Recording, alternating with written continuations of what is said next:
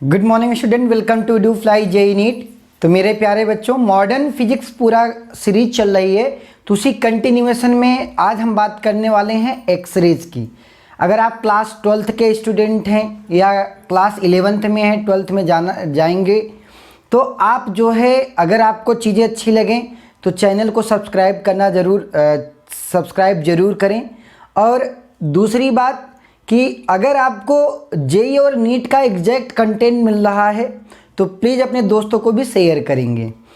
तो इसी सीक्वेंस में आज हम बात करने चल रहे हैं एक्सरेज की। किसकी? एक्सरेज की। बेसिकली एक्सरेज क्या होती हैं? आप एक स्पेक्ट्रम होता है जिसको बोलते हैं इलेक्ट्रोमैग्नेटिक वेव। तो इसको बोलते हैं electromagnetic wave, electromagnetic wave spectrum, electromagnetic wave spectrum.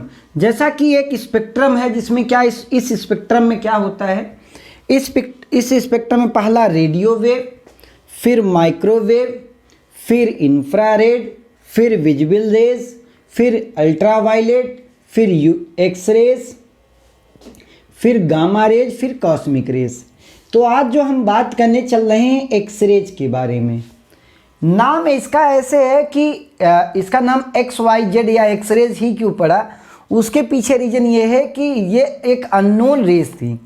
तो अननोन रेज, एक्सरेज सभी ने कराया होगा। बेसिकली अगर कोई मसल्स में फ्रैक्चर या बोन्स में फ्रैक्चर होता है तो आप एक्सरेज कराने जाते हो। एक्सरेज बेसिकली क्या करता है, जो बोन्स होती है उसकी एक इमेज जो है वो आपको देती है कि बोन्स कहाँ पे डिफेक्ट है, कहाँ पे डिफेक्ट नहीं है। वो पूरा बोन्स का स्ट्रक्चर जो है आपके सामने रख। एक्सरेज के बारे में कॉमन टर्म है, एक्सरेज सब बच्चे कराए भी होंगे। अगर जो एक्सरेज कराए हैं उनके बारे में आज समझते हैं कि आखिर एक्सरेज होती क्या चीज़ है।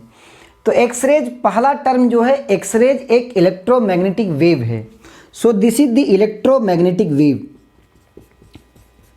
Electromagnetic wave. एक ये इलेक्ट्रोमैग्नेटिक वेव है जिसकी जो वेवलेंथ है, क्योंकि आप जानते हो कि इधर से इधर अगर आप बढ़ते हो, चाहे रेडियो माइक्रो इस तरीके से अगर आप इधर बढ़ते हो, तो जो वेवलेंथ होती है इट इज़ डिक्रीजिंग। वेवलेंथ क्या होती है? घटती है। वेवलेंथ क्या होगी? घटेगी। अगर वेवलेंथ घटेगी तो आप जानते हो E बराबर hc/λ। अगर लैम्डा डिक्रीज हो रहा है इसका मतलब क्या होगी? एनर्जी क्या होगी? इंक्रीज होगी। अगर एनर्जी इंक्रीज होगी इसका मतलब रेडियो वेव, माइक्रोवेव, इंफ्रारेड इस तरीके से अगर आप इधर जाते हो तो एनर्जी क्या होगी? इंक्रीज होगी। वेवलेंथ घटेगी और एनर्जी क्या होगी? एनर्जी जो है वो बढ़ेगी। अब अगर एनर्जी बढ़ी तो एक बात आप ये भी जानते हो, E=h², E=h²। अगर E बढ़ रहा है, यहाँ से इधर जाने पे क्या हो रहा है? एनर्जी इंक्रीज हो रहा है। इसका मतलब H तो कांस्टेंट है, प्लैंक्स कांस्टेंट है। तो प्लैंक्स कांस्टेंट तो एक कांस्टेंट टर्म है, तो इसका मतलब अगर ये बढ़ रहा है तो इसको भी बढ़ना पड़ेगा। इसका मतलब कि फ्रीक्वेंसी जो है, फ्रीक्वेंसी भी क्या होती है? इंक्रीज होती है। सिर्फ वेवलेंथ घटती है, वेवलेंथ घटेगी। बाकी चाहे एनर्जी की बात कर लें या फ्रीक्वेंसी की बात कर लें, इधर से इधर आप जाते हो तो क्या होगी? वेवलेंथ घटेगी।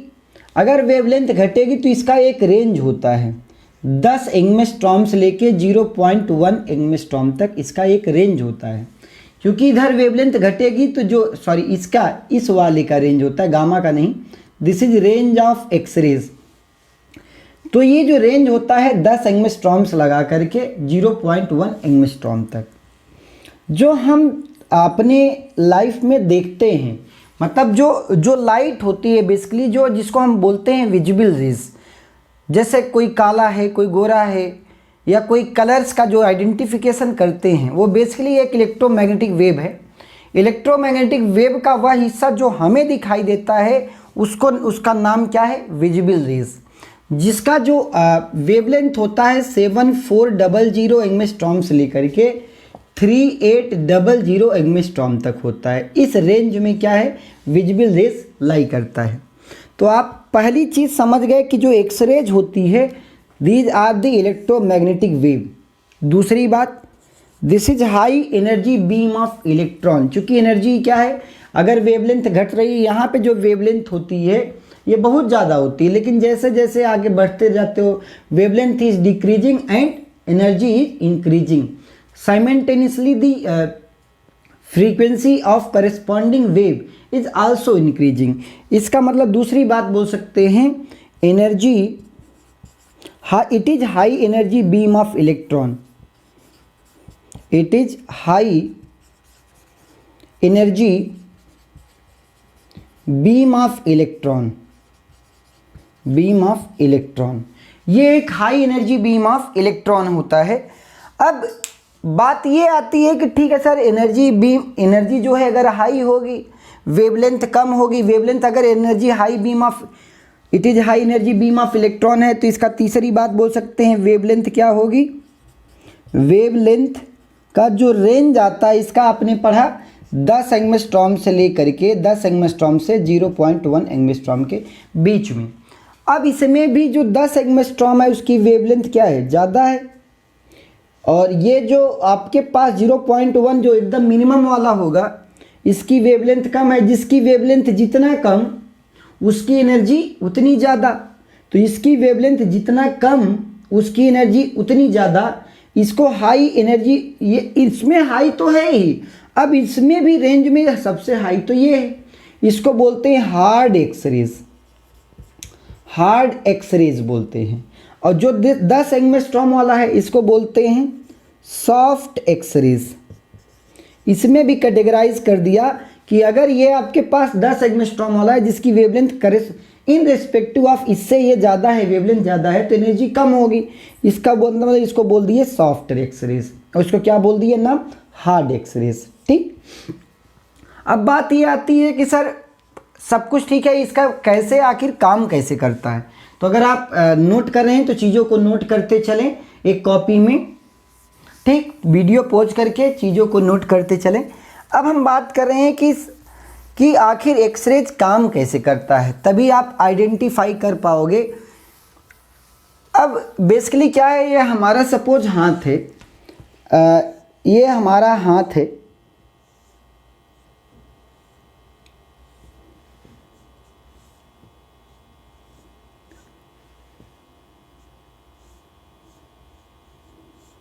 ठीक,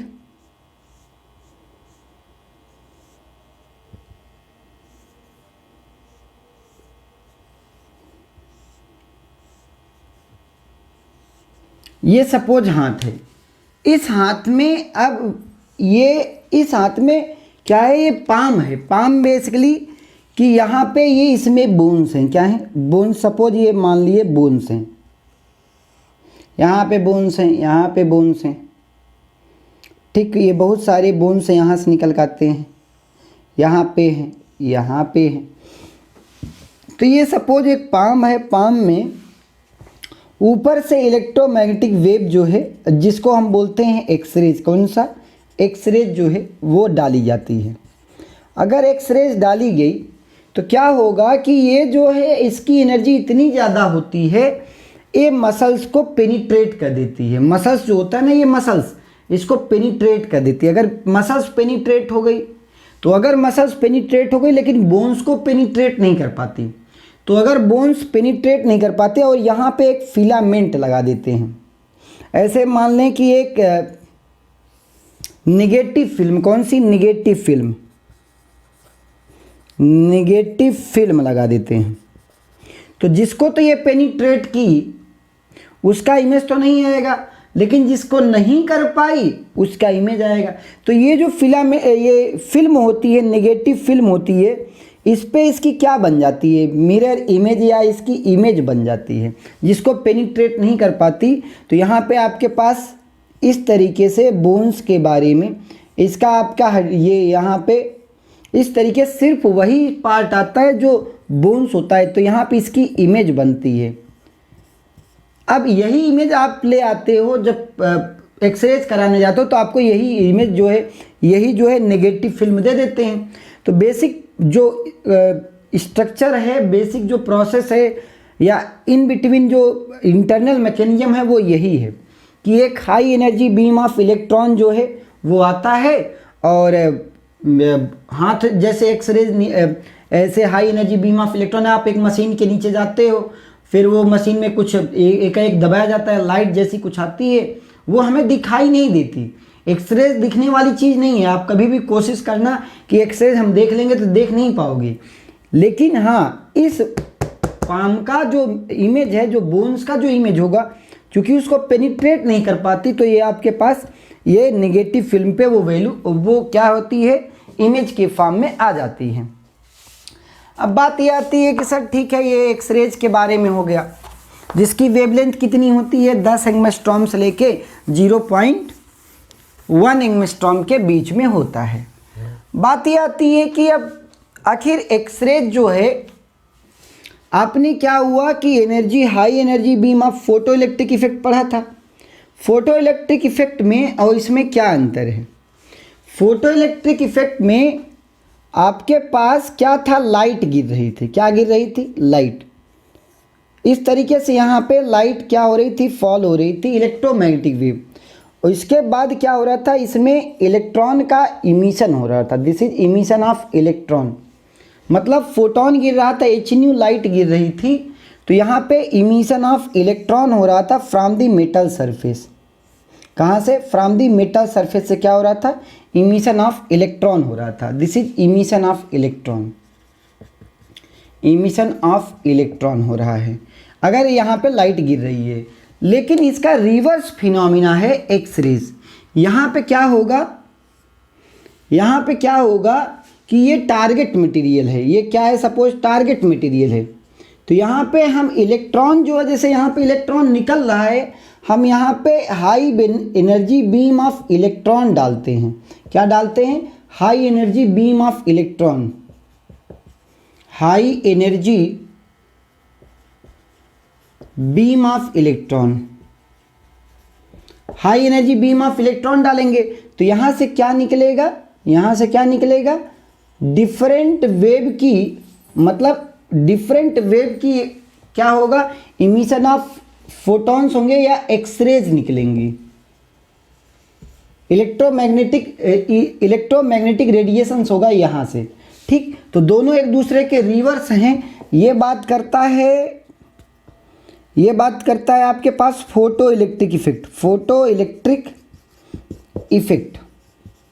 और ये जो बात कर रहा है high energy beam of electron गिर रही है, तो ये बात कर रहा है एक्सरेज के बारे में। किसके बारे में? एक्सरेज के बारे में। तो दोनों के बीच में बेसिक डिफरेंस ये है। अब ये सर प्रोडक्शन ऑफ एक्सरेज क्या होता है, कैसे इसको प्रोड्यूस करते हैं, उसके बारे में बात करने चल रहे हैं। प्रोडक्शन ऑफ एक्सरेज, कि एक्सरेज कैसे प्रोड्यूस किया जाए। क्या? एक्सरेज कैसे प्रोड्यूस किया जाए, इसको बोलते हैं कूलीज ट्यूब। ये वाला पूरा सेटअप क्या कहलाता है? Coolidge tube. ठीक, कूलीज ट्यूब बोलते हैं। ठीक, कूलीज ट्यूब।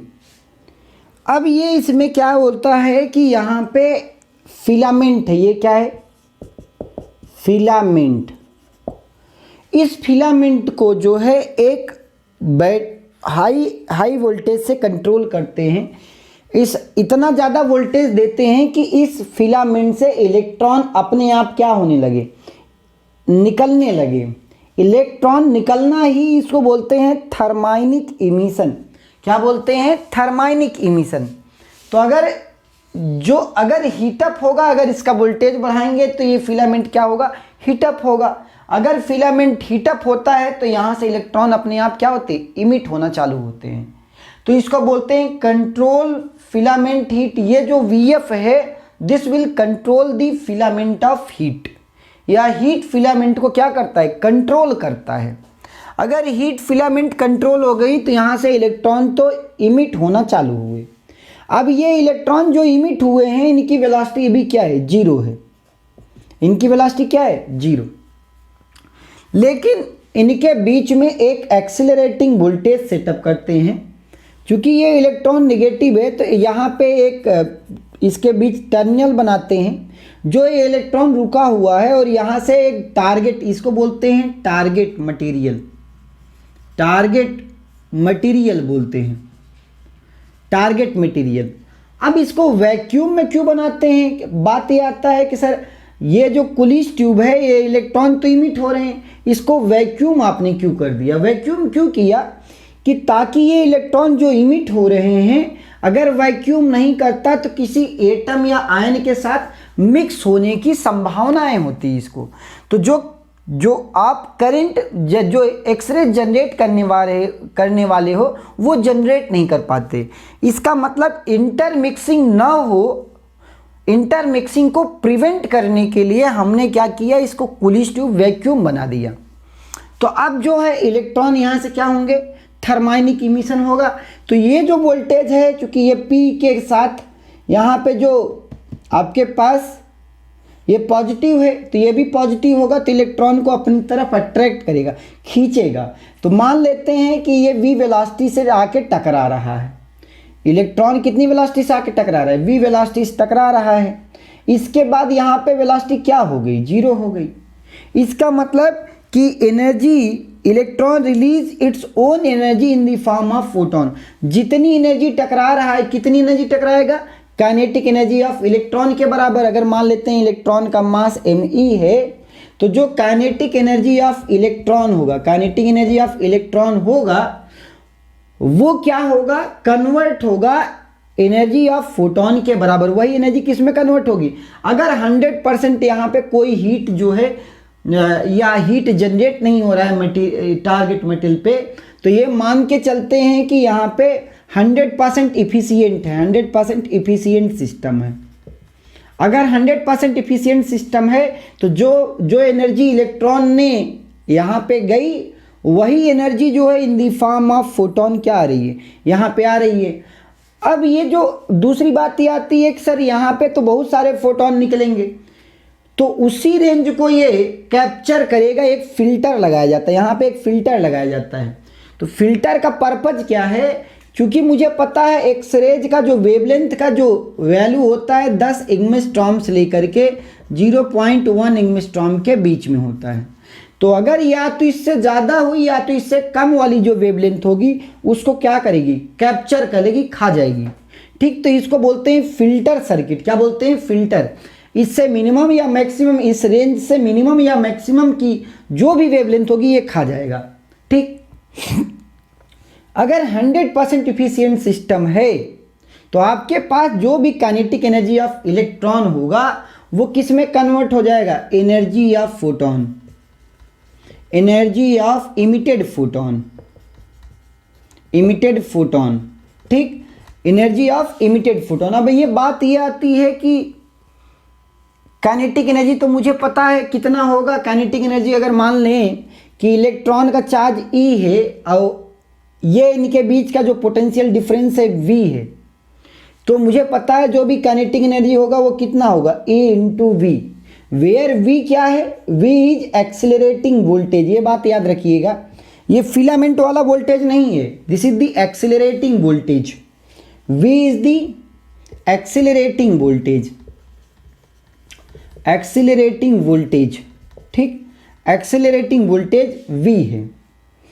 अब बात यह आती है कि EV किसके बराबर हो गया, kinetic energy of emitted photon के बराबर हो गया। तो यहाँ पे आप क्या करोगे, अब यहाँ पे आप अपना हाथ रखोगे, ये beam of energy of photons आ रही हैं, यहाँ पे आप अपना हाथ ऐसे रखोगे, दिस इज योर फिंगर। ठीक,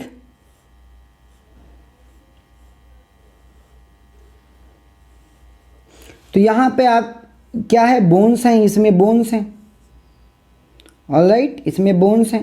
तो अब इस बोन्स का जो है इसको क्या करेगा, जो मसल्स होगी उसको पेनिट्रेट करेगी, बोन्स को पेनिट्रेट नहीं कर पाएगी। और यहाँ पे आप नेगेटिव फिल्म लगाएंगे तो आपका एक ये बोन्स का जो है मिरर इमेज उसमें नेगेटिव फिल्म में आ जाएगा। तो this is the overall setup of the X rays production, this is the overall setup of X rays production. अब बात ये करते हैं कि ठीक है सर एक्सरेज तो निकलनी चालू हो गई और हमने ये भी देख लिया जो एनर्जी ऑफ इलेक्ट्रॉन होगा वो किस में कन्वर्ट हो रहा है, एनर्जी ऑफ इमिटेड फोटोन में कन्वर्ट हो रहा है। अब बात ये आती है कि क्या क्या संभावनाएं हैं कि अगर हम if we increase filament voltage, filament अगर हम वोल्टेज बढ़ाते हैं, अगर हम फिलामेंट वोल्टेज मतलब VF की अगर हम वैल्यू इंक्रीज करते हैं तो क्या होगा, नंबर ऑफ इलेक्ट्रॉन ज़्यादा निकलेंगे। ऐसे समझें कि सर अगर हम फिलामेंट का जो वोल्टेज है वो बढ़ाता हूँ तो जो थर्माइनिक इमिशन होगा वो ज़्यादा होगा, तो इमिटेड इलेक्ट्रॉन बढ़ेंगे। अगर इमिटेड इलेक्ट्रॉन बढ़ेंगे तो क्या होगी, यहाँ पे एनर्जी इसकी बढ़ेगी। ठीक, बात ये करते हैं कि अगर मान लेते हैं सर कि हम V बढ़ाते हैं, V एक्सेलरेटिंग बढ़ाओगे तो क्या होगा, अगर ये ज़्यादा बढ़ाए तो इसकी क्या होगी, एनर्जी बढ़ेगी। किसकी बढ़ेगी, काइनेटिक एनर्जी ऑफ इलेक्ट्रॉन बढ़ेगा। क्यों बढ़ेगा, क्योंकि अगर V बढ़ाया तो EV बढ़ा तो क्या बढ़ा, काइनेटिक एनर्जी बढ़ा। इसका मतलब क्या बढ़ेगा, kinetic energy of emitted electron. ठीक, इमिटेड इलेक्ट्रॉन की काइनेटिक एनर्जी बढ़ा तो इसका मतलब एनर्जी ऑफ एक्सरेज बढ़ा, एनर्जी ऑफ एक्सरेज जो है वो बढ़ा। तो ये दो बातें याद रखेंगे, फिलामेंट का वोल्टेज बढ़ाएंगे तो इमिटेड इलेक्ट्रॉन बढ़ेगा, इमिटेड इलेक्ट्रॉन बढ़ा। इमिटेड इलेक्ट्रॉन का बढ़ना ये डिसाइड नहीं करता कि वो सारे के सारे पहुंच रहे हैं कि नहीं पहुंच रहे हैं, लेकिन हाँ एक्सेलरेटिंग वोल्टेज ये डिसाइड करता है कि जो निकल रहे हैं ना उसको जो है टारगेट मटेरियल तक पहुंचाना उसका काम है। तो इसका मतलब कि ये सारे के सारे इलेक्ट्रॉन जो इमिट हो रहे हैं वो depending upon the accelerating voltage. तो एक्सेलरेटिंग वोल्टेज अगर इतना हुआ कि ये इलेक्ट्रॉन खींच के यहाँ पे ले आ रहा है V वेलोसिटी से, तो इसके पास एनर्जी कौन सी हो गई, kinetic energy of electron, that is E into V।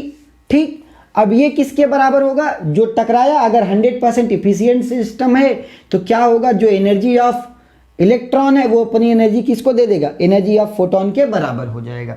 तो ये बेसिक कॉन्सेप्ट था एक्सरेज का। अब हम बात करते हैं कि इसकी मिनिमम वेवलेंथ कितनी होगी कि एक्सरे प्रोडक्शन चालू हो सके। तो मुझे ये पता चल गया जो काइनेटिक एनर्जी होगा that is E into V। ठीक, ये किसके बराबर होगा, energy of emitted photon hc by lambda minimum. एक मिनिमम वेवलेंथ है, उसी के हमें वैल्यू लेनी है। तो लैम्डा मिनिमम की वैल्यू क्या आ जाएगी, lambda minimum should be hc upon EV, hc upon EV। This is very important formula in the chapter of X-rays. तो this is the lambda minimum, एक मिनिमम वेवलेंथ होगी। इसके बाद अगर आप वोल्टेज बढ़ाते हैं, वोल्टेज क्या है, अगर आप बढ़ाते जाएंगे तो क्या होगा, लैम्डा मिनिमम क्या होगा, अगर ये बढ़ेगा तो ये घटना चालू होगा। इसका मतलब कि हमें जो वोल्टेज, अगर हम एनर्जी वर्सेस, अब हम ग्राफ में देखते हैं कि जो हमारे पास एक्सेलरेटिंग वोल्टेज है वो बढ़ाऊंगा तो लैम्डा कैसे परफॉर्म करेगा, एनर्जी कैसे परफॉर्म करेगी, वो सारी चीज़ें हम ग्राफ के थ्रू देखते हैं। अब हम देखते हैं ग्राफ में इंटेंसिटी वर्सेस वेवलेंथ। तो मुझे अभी आप जो पिछला कॉन्सेप्ट था क्या, E इंटू V बराबर hc अपॉन लैम्डा मिनिमम की एक वैल्यू आती है।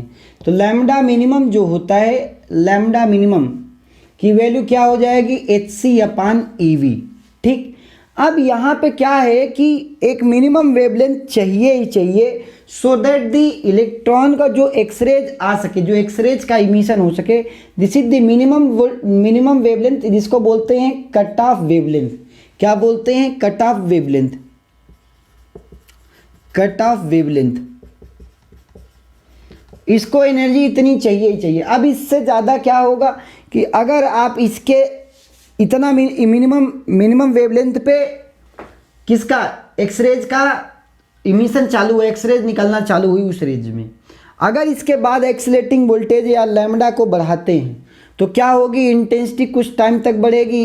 इंटेंसिटी क्या होती है, energy falling per unit area per unit time. तो इसका मतलब अगर लैम्डा यहाँ पे इंक्रीज करते हैं, लैम्डा बढ़ाएंगे तो लैम्डा बढ़ाएंगे, ई तो V, ये तो फिक्स है, ये तो फिक्स है।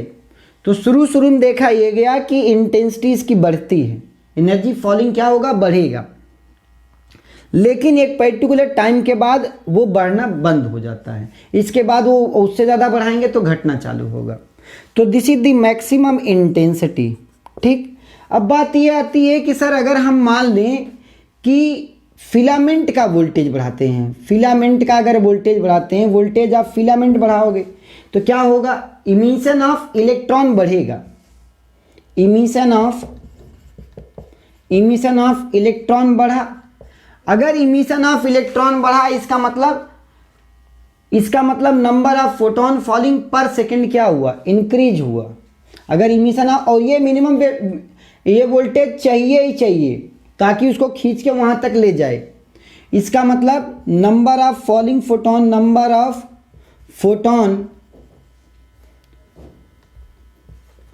फोटोन पर सेकंड क्या हुआ, इंक्रीज हुआ। लेकिन उससे क्या इसकी कट ऑफ वेवलेंथ में फर्क पड़ा, नहीं।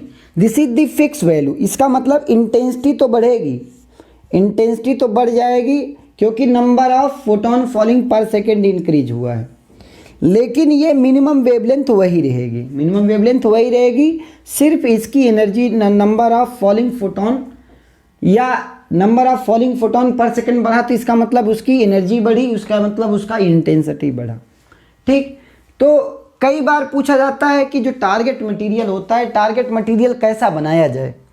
तो अगर मान लो कि target material low melting point का बना दिया तब भी खतरा है। इसका मतलब it should be, melting point should be very high so that melt ना करे। पता लगा high energy beam of electron है, वो जाके टकरा करके उसकी जो काइनेटिक एनर्जी है सारी की सारी हीट के फॉर्म में वहां पे कन्वर्ट हो रही है। तो इसका मतलब उसके लिए हमें क्या करना पड़ेगा, एक कूलेंट लगाना पड़ेगा टारगेट मटेरियल पे। एक कूलेंट बेसिकली एक सर्कुलेशन ऑफ वाटर लगाना पड़ेगा, ताकि कूलेंट लगाना पड़ेगा ताकि उसको क्या करे, टारगेट मटेरियल को ठंडा रख सके ताकि वो मेल्ट ना हो। तो पहला प्रॉपर्टी क्या है टारगेट मटेरियल का, target material should be very high melting point. ठीक, और इसकी स्पेसिफिक हीट भी बहुत ज़्यादा होनी चाहिए।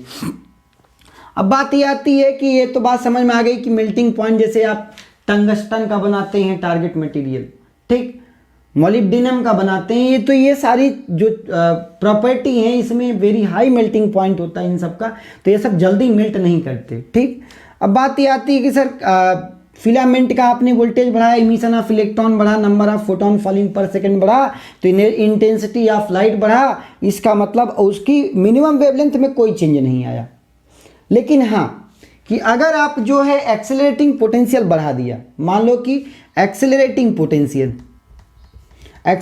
वोल्टेज अगर आपने बढ़ाया, तो अगर एक्सेलरेटिंग वोल्टेज, याद करो एक्सेलरेटिंग वोल्टेज बढ़ेगा तो क्या बढ़ेगा, kinetic energy of emitted electron, kinetic energy of emitted electron.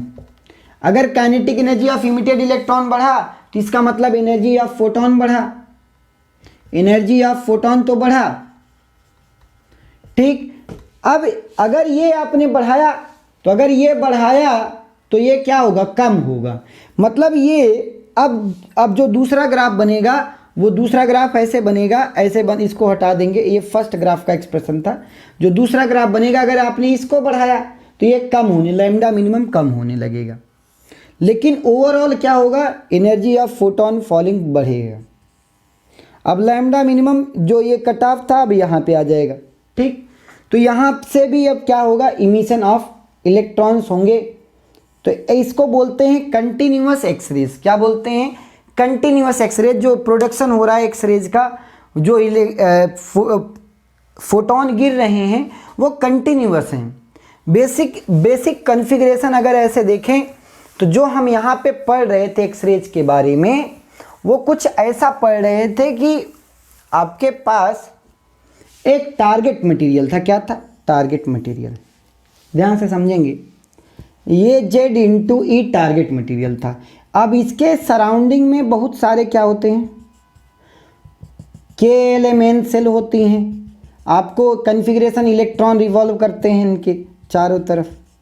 ठीक, तो बहुत सारे इलेक्ट्रॉन क्या कर रहे थे, रिवॉल्व कर रहे थे बहुत सारे सेल में। तो चूंकि मुझे पता है Z की वैल्यू बहुत हाई होती है, न्यूक्लियस है Z/E, क्योंकि टारगेट मटेरियल का न्यूक्लियस है। किसका, टारगेट मटेरियल का। टारगेट मटेरियल अगर टारगेट मटेरियल है तो इसका मतलब it is very high melting point, very high melting point.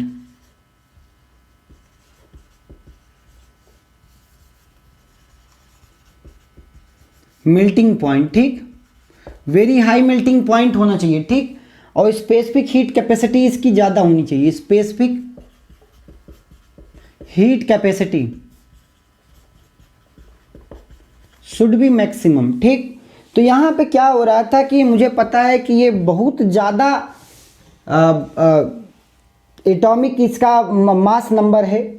तो यहाँ पे फर्स्ट सेल में 2 इलेक्ट्रॉन है, दूसरे सेल में 2, 8, 3, 4, 1, 2, 3, 4, 5, 6, 7, 8 इलेक्ट्रॉन।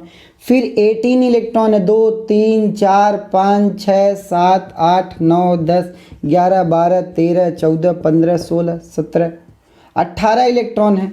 तो इसमें हो क्या रहा है, इलेक्ट्रॉन आ रहा है। तो इलेक्ट्रॉन मुझे पता है कि ये क्या है कि इलेक्ट्रॉन्स अगर यहाँ से आया और ये वेरी हाई एनर्जी है, इलेक्ट्रॉन की ये जो एनर्जी है, this electron having mass m moving with very high velocity.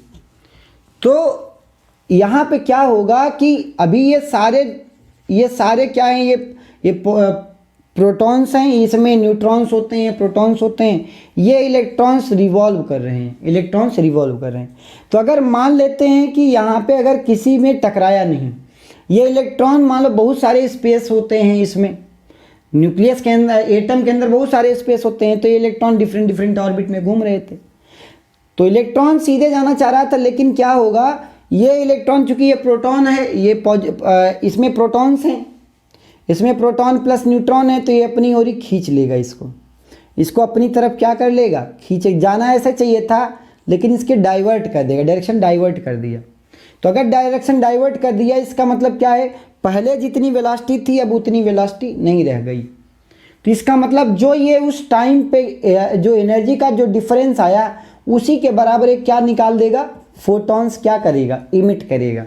यही फोटोन क्या करता है, एक्सरेज के फॉर्म में आपके बोन्स का मिरर इमेज बनाती है। यही बेसिक जो अंदर का कन्फिग्रेशन है वो ये है। तो अगर ये तब है जब कोई किसी इलेक्ट्रॉन से टकराया नहीं है, मतलब ऐसा नहीं कि ये इलेक्ट्रॉन आया तो इससे टकरा गया, इससे टकरा गया, इससे टकरा गया। अदरवाइज अगर कोलिजन हो गया, तो कोलिजन होगा तो फिर क्या होगा, इसको इलेक्ट्रॉन को भी निकालेगा, तो फिर ये वैकेंट हो जाएगा, फिर ऊपर वाला इलेक्ट्रॉन नीचे वाले माना चाहेगा। तो ये पूरी कहानी है, उसको बोलते हैं कैरेक्टरिस्टिक्स एक्सरेज, जिसमें एकाएक क्या होता है, स्पॉन्टेनियस क्या होता है, जम्स आते हैं। अभी हम स्मूथ एक्सरेज पढ़ रहे हैं, कंटिन्यूस एक्सरेज पढ़ रहे हैं, तो उसमें क्या है कि जो बीम आ रही, जो एक्सरेज मिल रही है, पैटर्न जो मिल रहा है वो कंटिन्यूस के फॉर्म में है। तो कल जो है हम लोग पूरा कैरेक्टरिस्टिक्स एक्सरेज के बारे में पढ़ेंगे, मोजले इक्वेशन पढ़ेंगे, ठीक। तो आज के लिए बस इतना ही। तो अगर आप चैनल पे नए हैं और वीडियोज अच्छी लग रही हैं तो आप अपने दोस्तों को भी शेयर करें। आज के लिए बस इतना ही। Thank you all of you.